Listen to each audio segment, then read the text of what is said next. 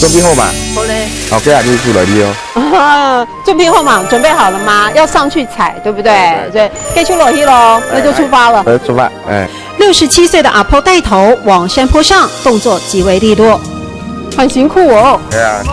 你辛苦唔会？哦，你讲客家话。脚下快速移动，手一折，桂竹笋应声断，直接丢进竹篓。阿婆也迷手快的筛选，有些竹子明显距离间隔比较大，是配合农会间伐砍掉老竹子才种的，而长得就比原先密集乱种的好。一般低海拔的竹笋没有那么厚，我们竹笋厚做出来的时候，将来的口感就会好，咬劲、脆度各方面，而且高海拔的竹笋的糖度也比低海拔高，因为日夜温差大。堆得像小山的桂竹笋立刻送交农会，先排列整齐、清洗，再加工。农会保障收购价位，不让贱价伤农。以前那时候农会没有做加工的时候哈，这个竹笋他们商人来收一斤才6块钱到8块钱。